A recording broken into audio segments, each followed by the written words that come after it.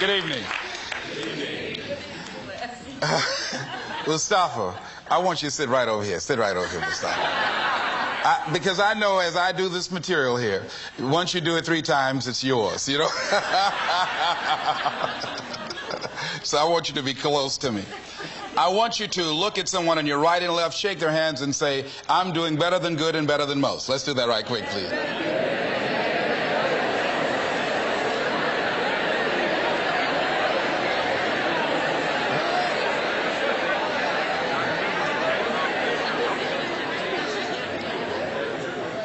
All right. I'd like to talk with you this evening about being hungry.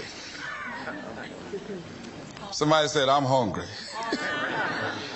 It is something I like to share some ideas and thoughts with you. I'm not asking that you believe anything that I say. I'm not asking that you agree with me. I'm merely asking that you stand on and in the conversation that we'll share with you this evening, and if there's something that I say that can fit and work for you, I say use it. If not, discard it and let it be. Is that all right? Yeah. Say, that's fair enough. Very good. All right. One of the things I have realized, and many of us have, that if you want something out of life, if you want to change yourself, if you want to acquire something, if there's some goal that you want to reach, that is really not easy as some people will make us feel. That living your dream, changing your behaviors, overcoming negative habits, it's challenging. It's hard. That living alone is just very difficult. And once we begin to come to grips with the fact that living is difficult, life is very challenging. I heard a song once by a guy named Dimples called, If It Ain't One Thing, It's Another. I say to you, if it ain't one thing, it's 12 others. Always something. You will never, ever have a problem-free moment in life. Somebody said, and I like this, that you either in a problem or just left one or headed toward one. Anybody found that to be so? Raise your hand if you know what I'm talking about. I mean, there's always something. So how do we begin to nurture that hunger? What are the characteristics or the qualities of people that are hungry? What will it take for me to get some of the things that I want? And being hungry for those things. Number one, you've got to work on yourself. It's very important that you engage in an ongoing process to develop you. Spend more time on yourself than what you've been spending. It's very important. You owe that to yourself. I was reading a book by Og Mandino called The University of Success. Read one line, gave me a chill. I didn't have to read anything else in the book. He said, many of us never realize our greatness because we become sidetracked by secondary activity. We spread ourselves too thin. Don't know how to say no. And we find ourselves doing all kinds of things and never ever have time to do those things that we need to do to work on ourselves. And then there goes a second. There goes another second. There goes another second. And we can't stop and hold time. And before you know it, you wake up one day and you're behind in your dreams and your bills.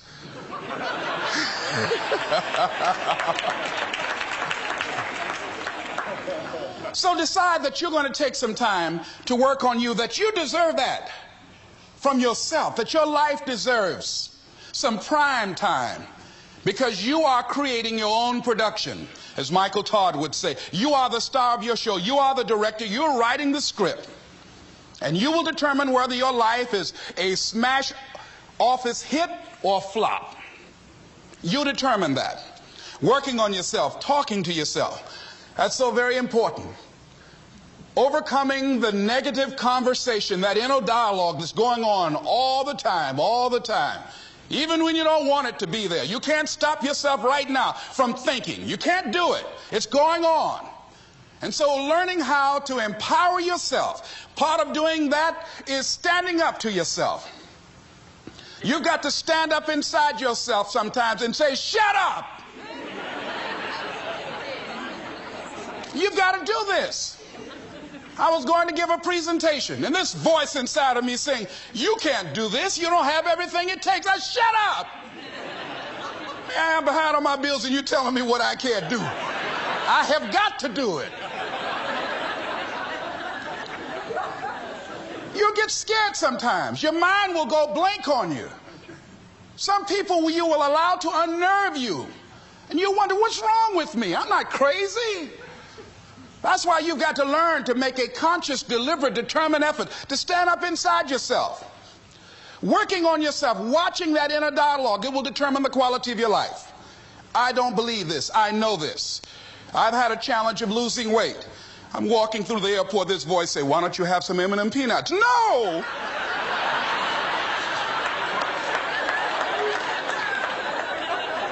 Well, just one. Then after you eat that, you might as well have a Snicker now, you sucker. I mean, it's challenging. My mother fixed the kind of sweet potato pie you can't eat with your shoes on. Have to take your shoes off so you can wiggle your toes. It sticks on my fingers. It says, eat it. One little bite won't hurt. That voice, constantly. Little demons from Colonel Sanders driving my car in there. I had to say, no. No, no, no. I'll diet tomorrow. I saw a skinny man get hit by a truck. Had he had a little bit more weight, he might have lived, you know. Some of you know what I'm talking about. Raise your hand if you know that. That voice is awesome. So you have got to stand up to that voice. When you're working on something you want to achieve, you have got to stand up to that voice. You've got to sell yourself every day on your abilities, on what you're doing, on the goal that you want to reach. You've got to sell yourself every day, every day, every day. According to your level of belief, it will manifest itself in what you're doing. Whatever we have right now, whatever we're demonstrating in our lives, is a result of what we believe subconsciously that we deserve. And part of increasing that belief level is that you have got to convince yourself every day. You've got to sell yourself. I do a lot of training for many corporations, and I conduct sales seminars, and I've heard all kind of guys doing techniques and training people techniques of how to close sales and how to work with and begin to control the sale and how to ask for the close. Let me share something with you. You can learn all the techniques in the world. If you don't believe in yourself, it won't happen for you. I learned all of it. So that's why I do a training called Focus on the Seller. You've got to focus on you. And as you convince you, as you sell yourself every day, every day, every day, you will begin to see a difference in the things that you're doing. Selling yourself on your ability to perform a job, to achieve a certain objective. Telling yourself every day, here I go again. And I got what it takes. This is my day. And nothing out here is going to stop me. And when you go out there, life say, come over here. Say it again. Well, I'll be back tomorrow. That brings me to the next thing. It takes courage to act.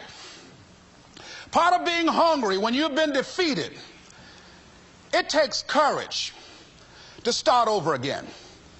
I used to do door-to-door sales, and I was working with another friend of mine, and door-to-door sales, I mean, it's punishing. It's cruel and unusual punishment. And I was a little boy knocking on the door.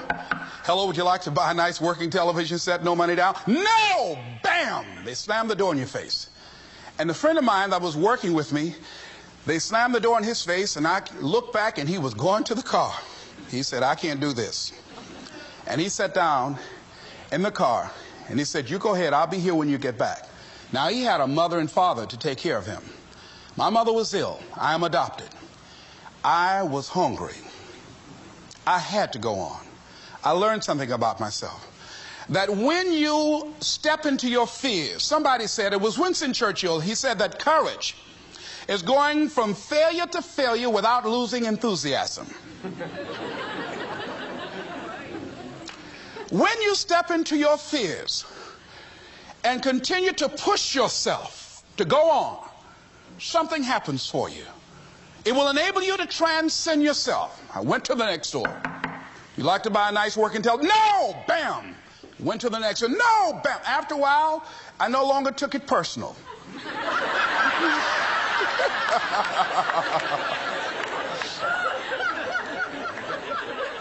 And I began to play a game. I said, well, I know there's a yes out here somewhere. And I'm going to keep on until I find it. And I'm not going home until I do. And I continue to knock on doors. And then somebody eventually would say yes. And I said, are you sure? And I would go in there and I would get the sale. When you have something you want to do, if you don't develop the courage to do that which has been given you to do, and you spend a lot of time going around trying to convince other people or trying to get their approval, what will happen is that you will lose your nerve. And other people will convince you that what you're doing doesn't have any value, and you'll give up on your dream. It's an interesting thing about life, I've also found, that if you don't have the courage to act, sometimes and particularly if you have something special to do, life will move on you. If it were not for life, I would still be a disc jockey. I didn't just leave voluntarily to go to the state legislature. I was fired. I was working on a job, and I came home one day. I was married at the time, and I told my former wife, I said, that guy Bert I work for is stupid. She said, if he's so stupid, why does he sign you a paycheck? Now, you see why I divorced her, right? I couldn't stand her. That night, I could not sleep well. Here was a guy that was controlling my life. I was going through all kinds of changes because this man controlled my paycheck. And it was Carlyle who said, truth crushed to earth shall rise again. Winston Churchill said, the truth is incontrovertible. Malice may attack it, ignorance may deride it, but at the end there it is. And we know scripture that says, ye shall know the truth, and the truth shall set you free. And the truth that I had to come to grips with, that I wasn't in charge of my destiny. The truth was that I wasn't giving all that I had. The truth was that there are some things that I wanted to do, but I didn't have the courage to act on those things. And the truth was that Bert Childs was a blessing to me. He made life so miserable for me, I had to start looking at my life differently. I started going to work earlier. I started being the last one to leave there. I started working harder than anybody else. The other guys could not. Why would you work so hard, Les? I said, I'm not working for them. I have been cheating, Bert, I thought. I've been cheating myself and my family. Wherever you are, whatever you're doing, do it with everything that you have. Develop the habit of giving more than what you're paid for. Develop the habit of setting standards that others will be measured by. Someone said, do not go where the path may lead, but go where there's no path and leave a trail. All right? It is easy to be negative today. It is easy to have low morale today. I was at a corporation and they're going through downsizing and going to lay off some 1,500 people over the next few weeks. It's very depressing there. And those people that stay there 9 times out of 10, they're just going to do just enough to keep from getting fired. Anybody can do that. But if you can begin to harness yourself and say that where I am, I'm going to do the best I can with what I got, because that is an expression of who I am. If you get into the habit of just being mediocre, it will become a part of your consciousness. If you get in the habit of giving less than what you have it within you to give, it will begin to reflect itself in your personality. It will begin to damage you psychologically. And you don't want to be a part of that kind of self-destructive behavior. And so you want to set some high standards for yourself. The next thing, part of what feeds that hunger, you've got to develop a sense of urgency. Aurelia said, stop living your life like you have 1,000 years to live. In life, you're either here today and you're gone today. If there's something that you want to do and you can't do it all at one time, do just a little bit of it. I like what Robert Schuller says. He said, by the yard it's hard, but inch by inch, anything is a cinch. Do just a little bit of it. A friend of mine, Bobby Kerr, used to be a roommate. Bobby wanted to go into the area of public relations. He loved working with the public. Young lady he wanted to marry named Clarice. Bobby was a great procrastinator. Pretty soon the job where Bobby worked, they transferred him to another location. He went out to celebrate with the people on that new job site. And Bobby suffered a massive heart attack and died. Bobby didn't drink and didn't smoke, was under 40, and he died. Ask you a question. How much time do you have left? How much time do you have left? When you start thinking about that, we don't know. We don't know. Bobby took all the greatness and all of the talent and all of his abilities to his grave with him. One of the things he could have put in parentheses under his name, he didn't use all his stuff. And most of us do that. Most of us don't use the stuff that we have brought into the universe. And we want to make a conscious, deliberate, determined effort to start living life with a sense of urgency and using what we've got. Using ourselves up, sharing what we brought into the universe to share. Because if we don't, nobody else will. Stop wasting valuable time, knowing that if we begin to live our lives as if each day were our last, our lives will take on a whole new meaning. It take on a whole new expression, valuing each moment that we are blessed with. The next thing that begins to nurture that hunger, honor yourself as your word. Don't give your word out lightly. When you throw your word out there and you don't honor it, it makes a statement about you. If you decide to maintain a sense of integrity with yourself, that if I speak it, I'm going to live it. It's who I am. And I'm going to be very cautious in how I give my word to others, and most of all with the commitments that I make to myself. Because I want my life to reflect my words and honoring who I am and what I express. Another challenging area in terms of nurturing and developing that hunger in yourself is learning the art of becoming single-minded. Learning how to concentrate. Learning how to focus in. And you'll be surprised at the things that you're able to do. When you learn how to block things out, when you learn how to keep thine eyes single, you'll be surprised at the ideas that will come to you, of the people that you'll be able to attract, of the opportunities that you'll be able to see. You'll begin to see things that have been staring there, looking you in the face, saying, I can't believe this has been here all this time. Here's a habit that I do. Maybe it might be of some value to you. I get up in the morning and I start writing what great ideas that I can think of today that can improve me and that will enable me to reach my goal. And I just let my mind flow. Sometimes I write 15, 20 ideas. Some days it's more difficult than others. One idea can change your life. One idea can turn your life around.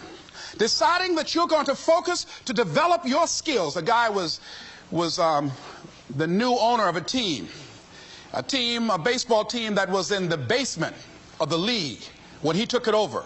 He went to the picture and he said, what is your best throw? And he said, well, I got a good curveball and I've got a good fastball. And he went on talking about his different throws. He said, but tell me this, what is your best throw? He thought for a moment. He said, I've got a good fastball. He said, that's all I want you to work on.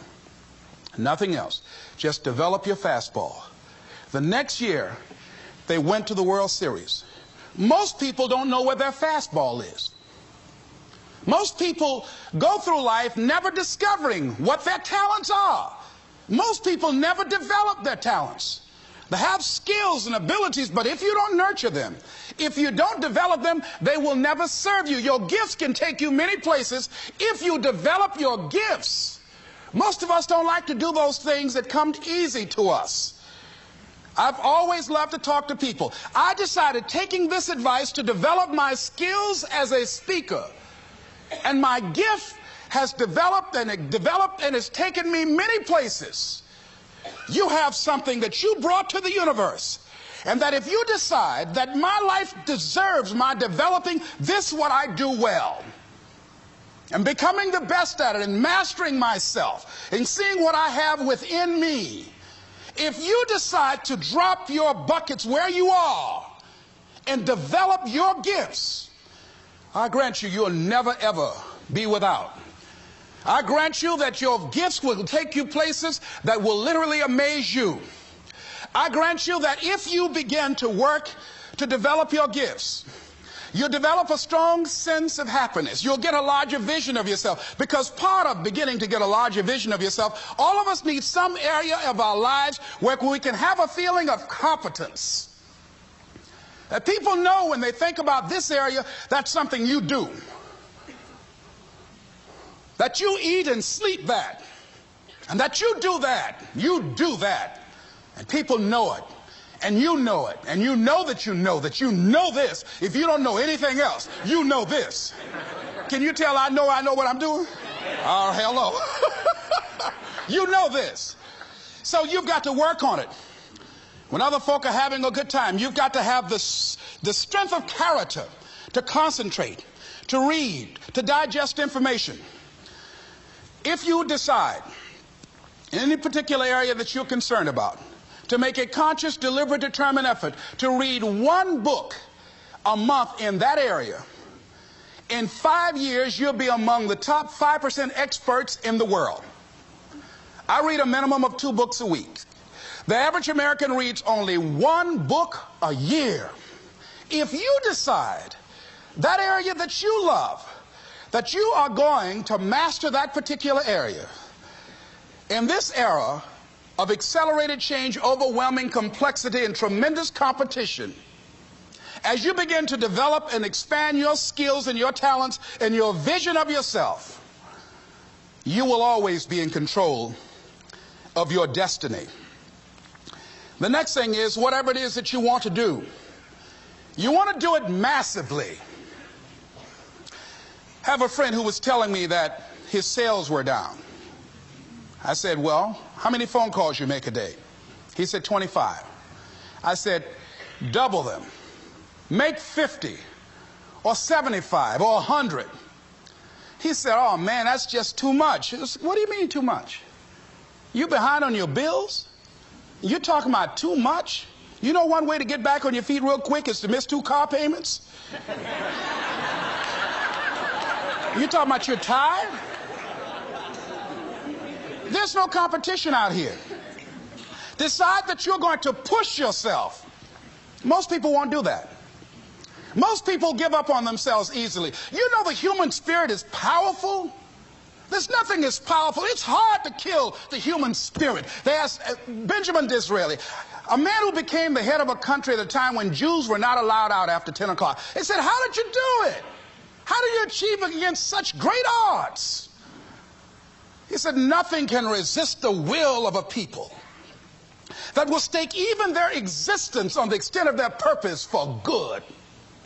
That when you have a made-up mind, when you decide that you want to do something, I was reading something the other day, he said, the power to hold on in spite of everything, the power to endure, this is the winner's quality. The hunger, the ability to face defeat again and again without giving up. This is a winner's quality. You have that quality within you. When you're hungry, you don't care about the facts. You don't care about the odds. Doug Williams played for the Washington Redskins, quarterback. John Elway of the Denver Broncos in the Super Bowl. Everybody was talking about Elway. After the Super Bowl, when Doug Williams made a historic passing game, they asked him, said, how were you able, in spite of all of the negative publicity saying that you couldn't win, how did you do it?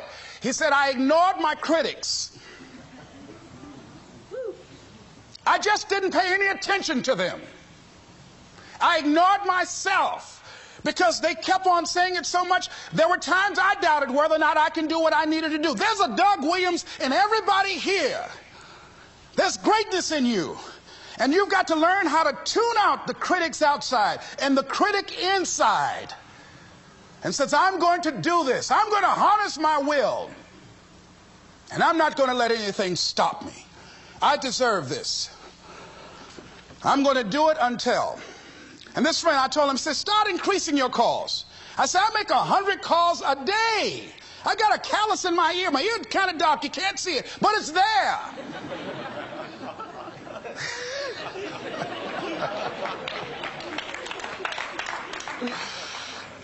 His sales have increased. He's working harder now.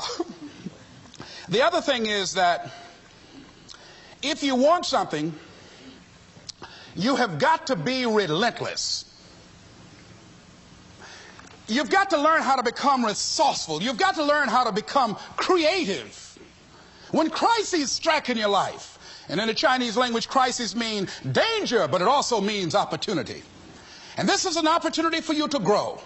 And you've got to be so relentless, regardless of what comes down the pike, that you're always looking for a way to get over, always looking for a way that you can break through, always looking for a way that you can win, always looking for a way that you can strike a telling blow. And pretty soon, I think there's some people watching us in the universe that say, wait, let's call a meeting over here.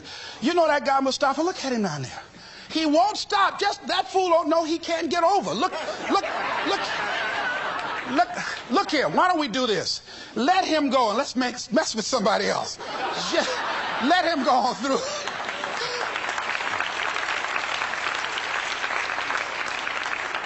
Life will just get tired of whipping you sometimes. And just say, just let this one go. I believe this. Now, no one has told me this, but I just kept on kicking. I didn't have sense enough to stop. I was intelligently ignorant. I didn't know what I couldn't do. So I just tried anything. And the fascinating thing about life, because you can't get out of it alive, you might as well have a good time, you know? You might as well have a good time. Live your life with passion, with some drive. I was giving a seminar the other day, and I mentioned that I was going to do some training in August with some young teenagers and take about 100 away to a 2 or 3 day camp and wipe them out. Been working on this. So after the speech, one of the parents walked up to me and said, Mr. Brown, I'd like for you to do something for my son. He's not motivated.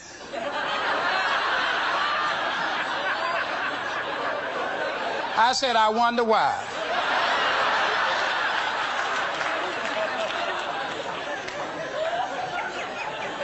I wonder what's wrong with him. He had no fire whatsoever. See, what you do speak so loudly, folk can't hear what you're saying.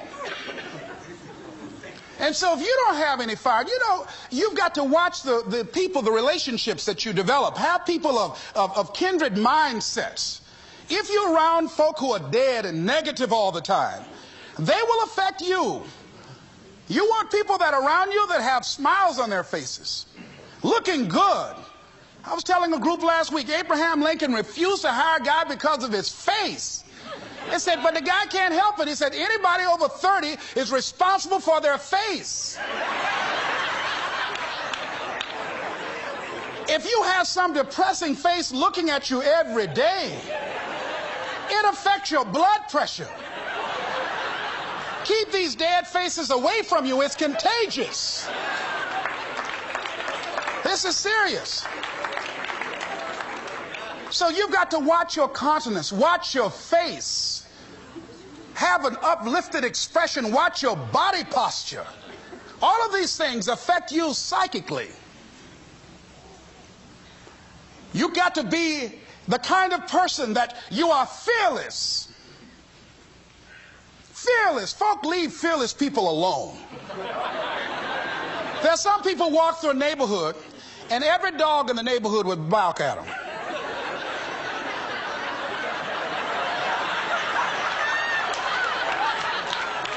But there's some people come through and ain't nobody gonna mess with this.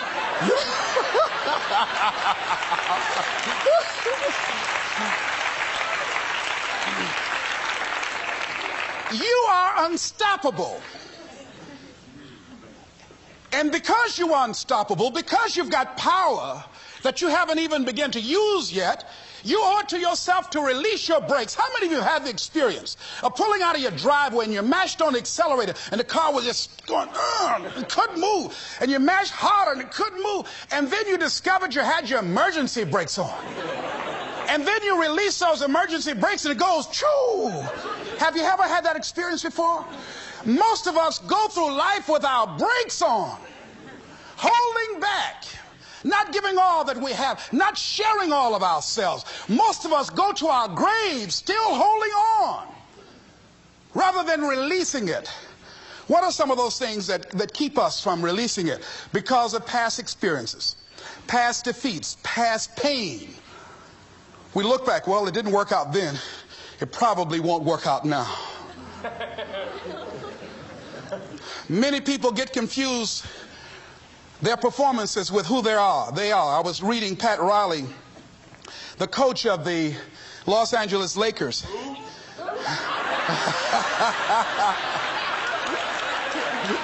But you're going to like this quote here.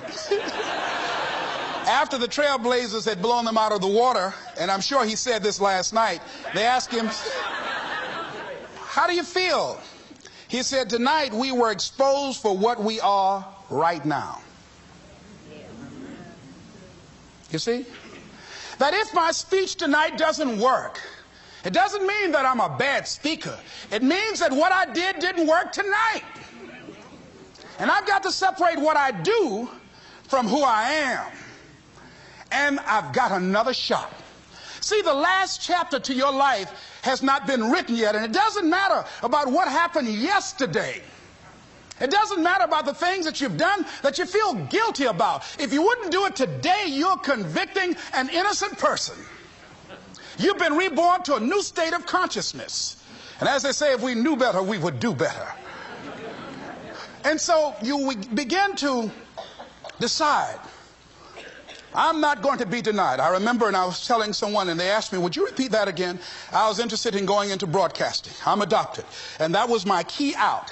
I wanted to make my mama proud of me. I was very much appreciative of what she's done for my brother and sister and I. And that was my way out. And I went over to a radio station, asked a guy and told him that I was interested in broadcasting.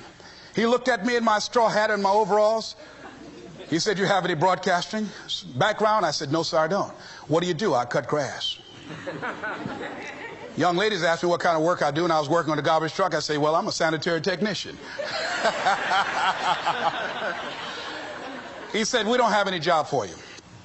I decided that was something I was going to do. I decided I'm unstoppable. I'm going to go up in here and I'm going to do this. I started going to the radio station every day, developing a relationship with the people that were doing what I wanted to do.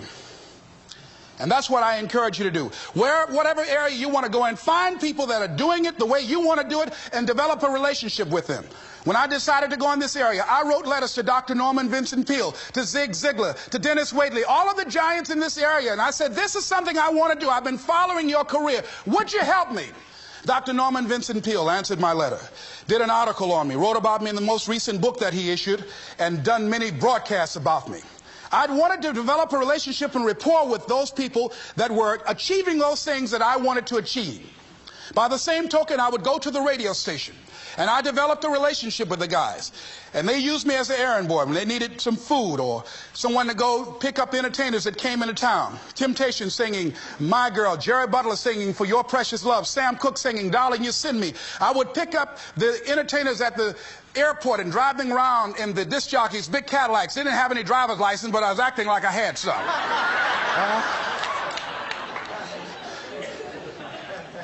Every day I used to go home and work on my communication skills, developing myself. It was Whitney Young. He said, it's better to be prepared for an opportunity and not have one than to have an opportunity and not be prepared.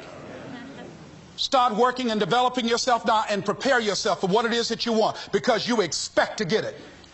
And when the disc jockeys were in the control room, I would go in and watch them and develop a trust level, and they would let me stay, and I would watch and observe them working the controls.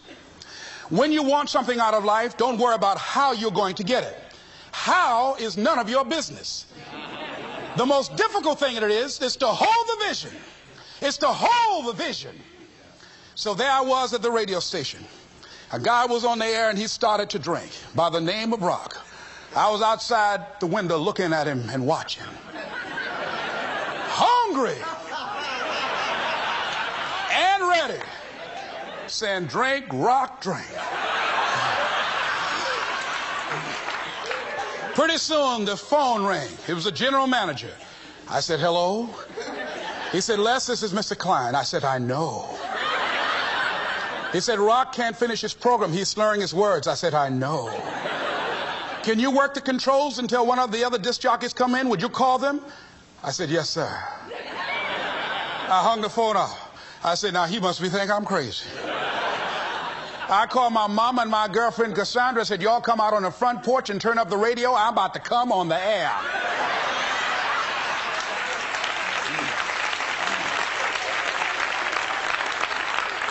I waited about 15 minutes. I called him back. I said, Mr. Klein, I can't find nobody. He said, well, why don't you go in there and work the controls until they get there? And don't say nothing here. I said, yes, sir. I couldn't wait to sit down at that turntable, Mustafa. I said, look out, this is me, LB, Triple P, Les Brown, your platter playing Papa. There were none before me, and there will be none after me. Therefore, that makes me the one and only. Young and single and love to mingle, certified, bona fide, indubitably qualified to bring you satisfaction and a whole lot of action. Look out, baby, I'm your love man. I was hungry.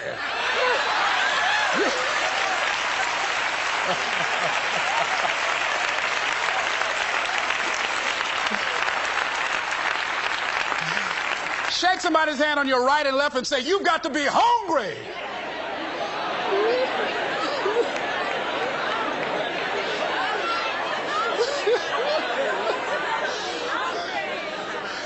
Well, y'all something else. You hear me? You want to be persistent about what it is that you want to achieve. Alexander Graham Bell said, what this power is, I cannot say. All I know is that it exists, and it becomes available only when a man or a woman is in that state of mind in which he or she knows exactly what he or she wants and is fully determined not to quit until they find it. When our children are learning how to walk, how many times will your baby attempt to walk and fall and you just say, just sit down, don't try anymore, you've fallen 20 times. Just sit down somewhere, busting your lip and everything, getting in folks' way. When will a baby walk? It will walk when it walks.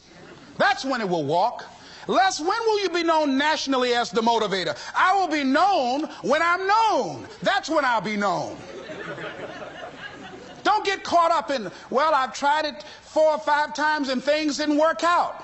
If there's something that you want and you're hungry for it, you've got to do whatever is necessary until. And when you give the best you can and that's not enough, you must do what is required.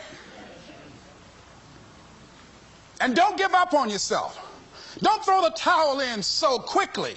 Many people give up on the 1-yard line, where if they have the determination just to keep on knocking. It's a funny thing about life.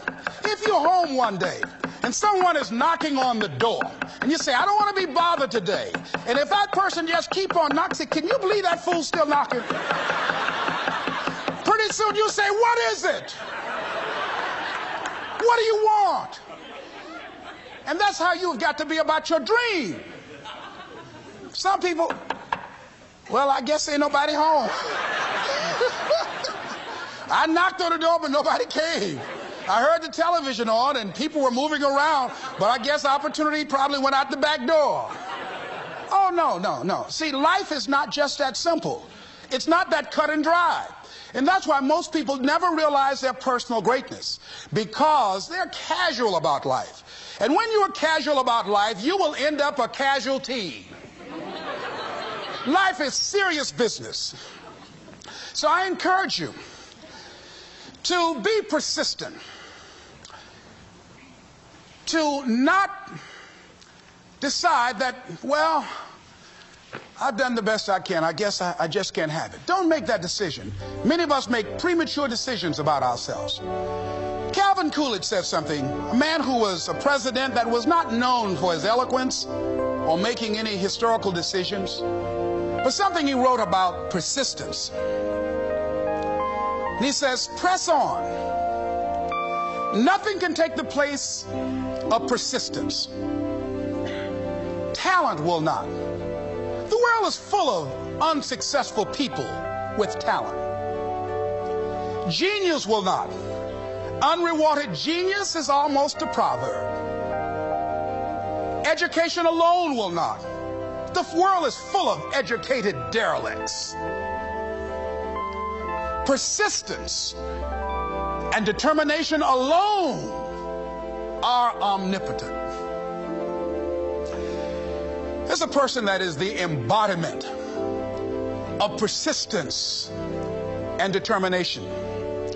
A person who decided that some time ago that I'm not going to take anything to my grave with me. I'm going to use myself up, and I'm going to give and give and give until my last breath. This summer, I'm going to be working for her and with her doing training, teaching young people techniques and strategies on how to manifest their personal greatness, teaching them techniques and strategies that will change them at the subconscious level, changing their value systems, and let them see the major role they can play in society. Let's give Mrs. Rosa Parks a round of applause, if you please.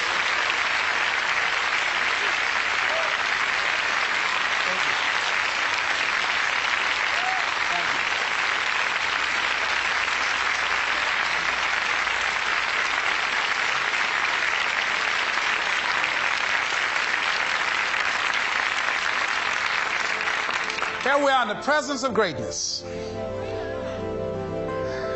Mrs. Parks, people over here couldn't see you. Would you come up? Could you? She's such a beautiful person.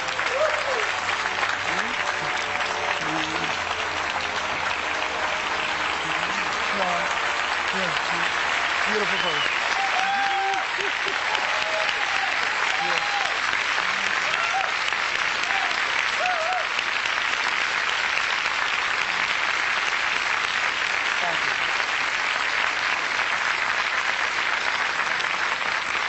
I encourage you to see Mrs. Parks and Mrs. Elaine Steele about the Rosa and Raymond Parks Institute for Self-Development. If you're interested in your children participating in that, they have some information over here to share with you. It is just fascinating and just a blessing to have this woman when a lot of folk who are giving up. And here this year she celebrated her 75th birthday and still has a dream of being an instrument of change. And there is a Rosa Parks in all of us who made a decision at one point in time, standing on the platform of oughtness, as Immanuel Kant talks about in a book called Critique of Pure Reasoning, that there's certain things we know we ought to do. We just know it. We owe it to ourselves and those around us. I don't know what your dreams are. I don't know what your goals are. But let me leave this with you. Mine is to be the best son that I can to my mother. Mine is to be the best father that I can to my children, and to be the best servant that I can to humanity, and the best man that I can to the woman that I've decided to share my life with. Whatever your goals are, I know that you can achieve them. Here's something that I'd like to leave with you. It says simply that if you want a thing bad enough to go out and fight for it, to work day and night for it, to give up your time, your peace, and your sleep for it, if all that you dream and scheme is about it, and life seems useless and worthless without it, and if you gladly sweat for it and fret for it and plan for it, and lose all your terror of the opposition for it, and if you simply go after that things that you want with all of your capacity, strength and sagacity, faith, hope, and confidence, and stern pertinacity, if neither cold poverty, famish, or gout, sickness, or pain of body and brain can keep you away from the thing that you want, if dogged and grim you besiege and beset it, with the help of God you'll get it. This is Mrs. Mamie Brown's baby boy, Leslie Calvin Brown, saying it's been a plumb pleasing pleasure as well as a privilege. Thank you all.